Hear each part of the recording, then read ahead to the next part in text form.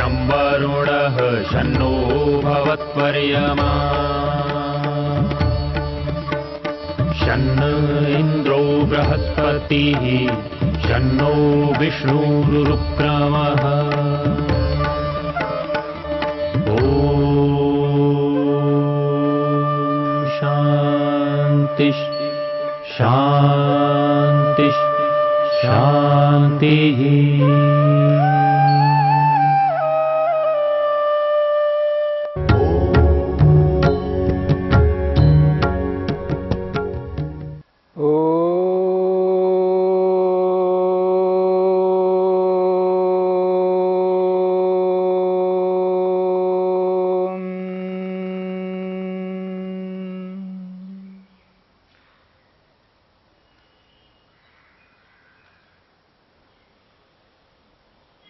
योग में मन के विचार, मन की वृत्तियों को लेकर के चर्चा चल रही है।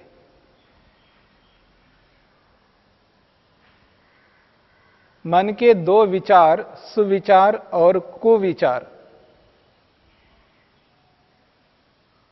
सुविचार किनको कहते हैं और कुविचार किनको कहते हैं, इस पर हमने विचार किया। जब हमारे मन में कुविचार चल रहे हों, उन कुविचारों के बीच में सुविचार भी उत्पन्न होते हैं।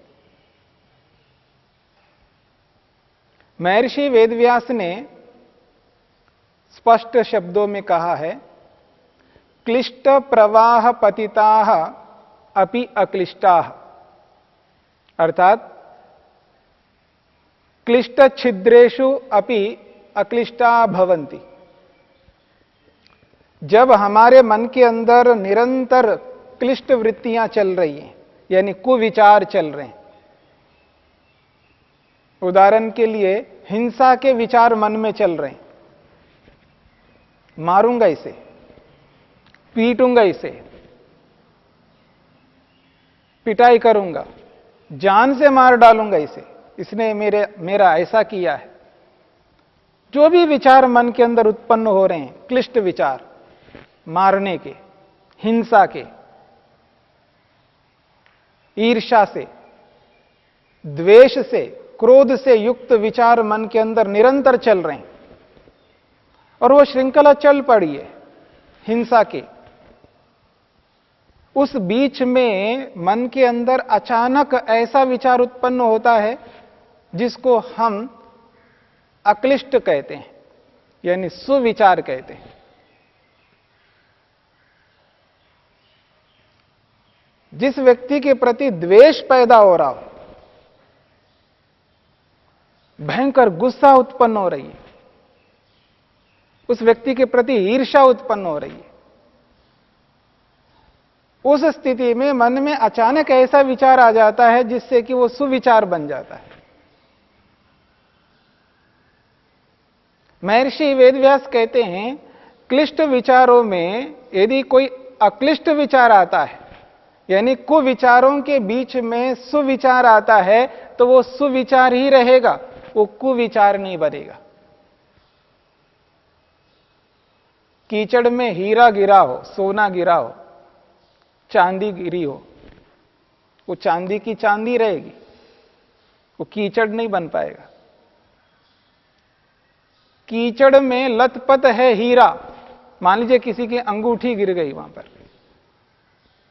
कीचड़ है, पर वो अंगूठी कीचड़ नहीं बनेगी, अंगूठी तो अंगूठी के रूप में रहेगी। वो ये कहना चाहते हैं, जब मन के अंदर कुविचार निरंतर चल रहे हों, उन विचारों के बीच में अचानक अगर कोई सुविचार उत्पन्न हो जाता है, वो सुविचार सुविचार के रूप में रहेगा।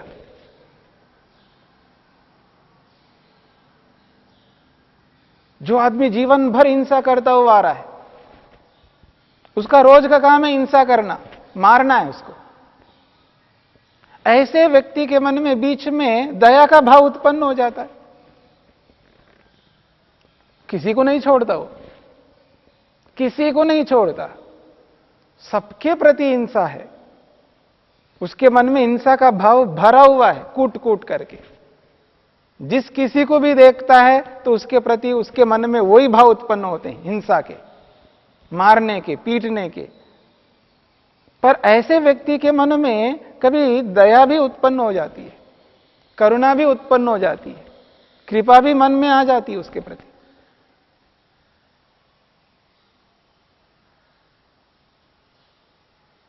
किसी आदमी का काम मारना है, मान लीजिएगा, जिसको भी देखो थप्पड़ मारता है, कुछ ना कुछ पिटाई करता रहता है।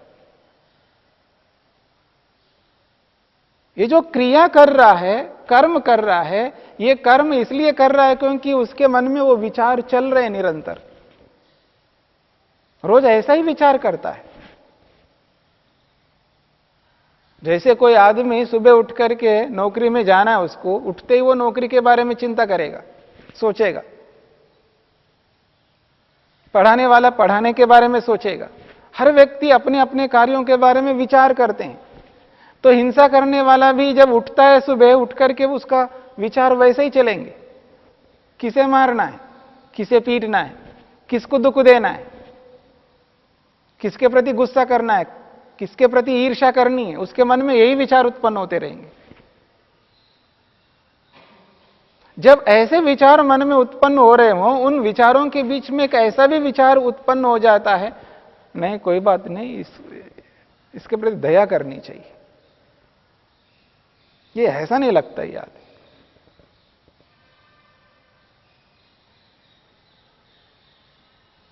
अब आप और देखिएगा, कुछ ऐसे लोग भी होते हैं दुनिया में जो गलत गलत करते रहते हैं, हर व्यक्ति के प्रति गलत करते रहते हैं, हर व्यक्ति के प्रति गलत विचार रखते हैं और क्रिया से भी, कर्म से भी गलत करते जाते हैं। पर इसका अर्थ यह नहीं होता है वो हमेशा ही गलत करता हो, हमेशा ही गलत विचार करता हो। दुनिया में आपको एक भी ऐसा व्यक्ति नहीं मिलेगा जो केवल गलत करता हो। उसके मन में भी अच्छे विचार होते हैं। जो हर व्यक्ति के प्रति गलत करने वाले व्यक्ति के सामने उसकी पत्नी आ जाए, उसकी बेटी आ जाए, उसकी बहन आ जाए, उसके प्रति नहीं करेगा वो,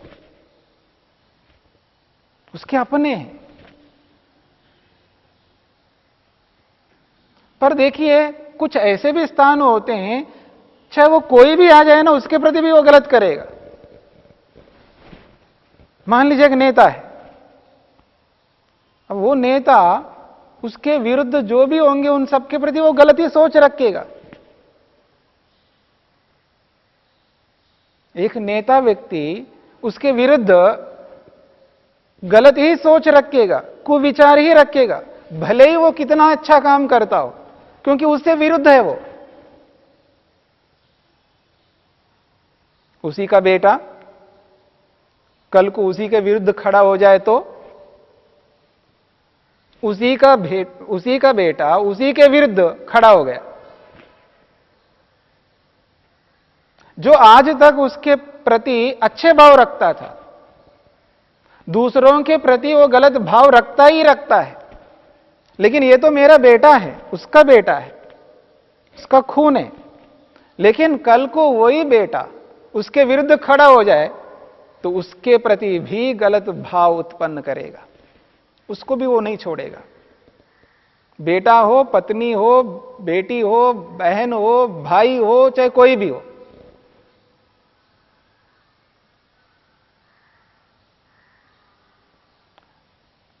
अच्छे विचारों को रखने वाला व्यक्ति अच्छे विचारों को रखता हुआ चल रहा है और बीच में गलत विचार भी उत्पन्न कर लेता है।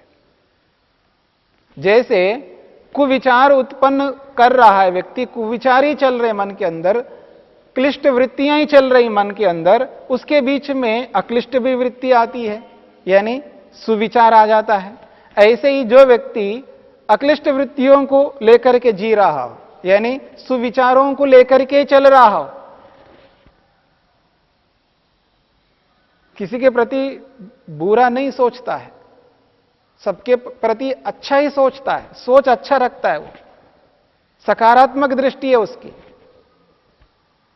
लेकिन उन सुविचारों को चलाता हुआ भी उसके मन में कुविचार भी उत्पन्न हो जाता है। उसमें यही आप उदाहरण ले सकते हैं, जब वो दुनिया के प्रति अच्छे विचार रखता हो मन में, तो अपने परिवार के प्रति वो गलत विचार कैसे रख सकता है? नहीं रखेगा। लेकिन वही व्यक्ति अपने परिवार के प्रति भी गलत विचार उत्पन्न करेगा जब उसके विरुद्ध कोई व्यक्ति खड़ा हो जाता है। तो ये हमारे मन के अंदर निरंतर विचार चलेंगे, या तो सुविचारों के रूप में चलते रहेंगे या कुविचारों के रूप में चलते रहेंगे। जब सुविचार चल रहे हों उनके बीच में भी कुविचार उत्पन्न हो जाते हैं, गलत विचार उत्पन्न होते हैं। अथवा मन में गलत ही विचार चल रहे हों, कुविचार ही चल रहे हों, तो बीच में सुविचार भी उत्पन्न हो जाते हैं। यह सबके साथ चलता है। कोई ऐसा व्यक्ति नहीं होगा जिसके साथ यह नहीं चलता हो। अमूमन व्यक्ति ठीक प्रकार से विचार करता हुआ बीच में गलत भी विचार करता है, और जिनको हम गलत कहते हैं, दुष्ट कहते हैं, पापी कहते हैं, समाज जिसको स्वीकार नहीं करता है, चाहे वो डाकू हो सकता है, चोर हो सकता है, वो व्यभिचारी हो सकता है, वो कोई भी ऐसा गलत व्यक्ति हो सकता है, तो वो गलत व्यक्ति भी गलत करते हुए, गलत सोचते हुए भी अच्छा भी विचार करते हैं। जैसे अच्छे लोग अच्छा विचार करते हुए गलत विचार कर सकते हैं, गलत कर सकते हैं, ऐसे दूसरों के प्रति भी ऐसा ही होता है। आप उदाहरण देख सकते हैं, सबके जीवन में चलते हैं, इतिहास को उठा करके भी देख सकते हैं आप। ये तो सामान्य रूप से ये सबके साथ चलता है, कभी कभी विशेष उदाहरण भी सामने आ जाते हैं। जिसने जीवन भर गलत काम किया हो वही व्यक्ति देवता बन जाता है। जो जीवन भर राक्षस बना रहा था, दुष्ट बना रहा था, पिशाच बना रहा था, वो एक दिन ऐसा आ जाता है, वो साधु बन जाता है, वो देवता बन जाता है, अच्छा आदमी बन जाता है।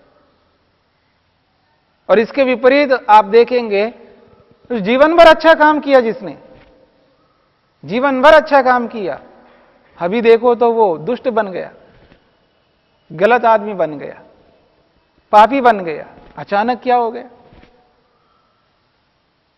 अब आपको यह समझना है, जब मन के अंदर कुविचार चल रहे हो तो ये बीच में सुविचार कैसे आ जाता है? अथवा मन के अंदर सुविचार ही चल रहे हो निरंतर, तो बीच में ये कुविचार कहां से आ टपकता है? इस पर विचार करना है। जब कभी भी मन के अंदर विचार उत्पन्न होता है और विचार विचार के रूप में जब आ जाता है, तुरंत उसका एक छाप बन जाता है। मैंने किसी व्यक्ति के बारे में विचार किए तो बहुत अच्छा व्यक्ति है, कितना सौम्य है, कितना सरल है, मृदु भाषी है, अनावश्यक समय व्यर्थ नहीं करता, बहुत सारी बातें उसके व्यक्ति के प्रति अच्छा सोच चल रहा होता है, अच्छे विचार चल रहे होते हैं। जब अच्छा सोच चल रहा है तो उसका छाप पड़ता रहता है मन के अंदर, वो मुद्रित होता रहता है एक प्रकार से। इसको संस्कार कहते हैं। जो भी अच्छा सोच हमारा चल रहा है, सुविचार के रूप में मन में चल रहे हैं, वो सारे के सारे विचार मन के अंदर ऐसे अंकित हो जाते हैं, ऐसे अंकित हो जाते हैं जैसे कोई आदमी स्टैंप लेकर के किसी पेपर के ऊपर स्टैंप जब लगा देता है तो कैसा अंकित होता है वो, बढ़िया। उसको 50 साल के बाद भी उस कागज को उठा करके देखो तो दिखाई देगा आपको। और आजकल तो उसको ऐसा सुरक्षित कर देते हैं, आप 100 साल के बाद भी देखोगे तो वो ऐसे दिखाई देगा। किसी स्टैंप को हम पेपर के ऊपर, कागज के ऊपर जैसे अंकित करते हैं, रबर स्टैंप, उस रबर के ऊपर जो भी कुछ लिखा हुआ रहता है वो पेपर के ऊपर, कागज के ऊपर अंकित हो जाता है, छाप कहते हैं उसको। ठीक इसी प्रकार से जो भी सोच, जो भी विचार मन के अंदर चल रहा होता है, वो विचार मन के अंदर ऐसे छपते जाते हैं, ऐसे उसका छाप पड़ता रहता है। जैसे जैसे विचार मन में आ रहा होता है, वैसे वैसे छाप मन के अंदर पड़ता जाता है। और इतना छाप पड़ा हुआ है मन के अंदर, यानी इतने संस्कार बने हुए मन के अंदर, वो सारे के सारे संस्कार मन के अंदर विद्यमान रहते हैं, चाहे वो सुविचार के हो, चाहे वो कुविचार के हो। दोनों संस्कार, दोनों छाप मन के अंदर पड़े हुए हैं। आज हम अपनी अपनी अवस्था को देखें, कितनी हमारी अवस्था हुई है। इतने सालों के संस्कार, इतना बड़ा भारी छाप मन के अंदर पड़ा हुआ है, अच्छे या बुरे के रूप में। जब मन के अंदर सुविचार चल रहे होते हैं, उनके बीच में जो कुविचार आ टपकता है, वो उन संस्कारों के कारण से है जो मन में पड़े हुए हैं, नहीं तो कहां से आएंगे। मेरी मनसा है, मेरा सोच है कि मैं इस आदमी के प्रति अच्छा ही सोचूं, यह आदमी अच्छा है वास्तव में, या मैं सकारात्मक दृष्टि रखूं कि यह व्यक्ति अच्छा रहे, अच्छा बने, मैं इसकी केवल अच्छाइयों को देखूं, इसलिए वो अच्छाइयों को देखता जा रहा है उस व्यक्ति के। लेकिन जब मेरी दृष्टि ये बनी हुई है, इसकी अच्छाइयों को देखूं, इसके बारे में अच्छा ही विचार करूं, मैंने सोच करके, यानी इच्छा से, संकल्प से उस व्यक्ति के बारे में अच्छा विचार कर रहा हूं, तो ये कुविचार कैसे आ गए मन में? क्योंकि वो मन में पहले से विद्यमान है संस्कार के रूप में, और वो संस्कार धक्का दिया और फिर वो मन के अंदर विचार के रूप में परिवर्तित होता है, क्योंकि संस्कार से वो विचार के रूप में परिवर्तित होता है। विचार जैसे संस्कार के रूप में परिवर्तित होता है, इस बात को समझना है। जैसे जैसे हम विचार कर रहे होते हैं, वो विचार जब छाप के रूप में मन के ऊपर पड़ जाता है, यानी वो विचार संस्कार के रूप में परिवर्तित हो गया। जैसे विचार संस्कार के रूप में परिवर्तित होता है, वैसे ही वो संस्कार विचार के रूप में भी परिवर्तित होता है। ये हमारे हाथ में है। जब व्यक्ति सावधान होकर के विचार करता है, एकाग्र होकर के विचार करता है, जब दृष्टि उसने ये बनाई मेरे को गलत नहीं सोचना है, ढंग से उचित सोचना है, मन में सुविचारों को ही लाना है, कुविचारों को मन में नहीं लाना है, ये हर व्यक्ति के बस की बात नहीं है। हर व्यक्ति ऐसा नहीं कर सकता। उसके मन में आएंगे क्योंकि संस्कार विद्यमान है। लेकिन जो व्यक्ति योग को अपनाता है, योग अभ्यास को स्वीकार करता है, योग को जीवन में उतारना प्रारंभ करता है, तब जाकर के वो नियंत्रण आ सकता है। इस पर विचार करना है, विचार करेंगे।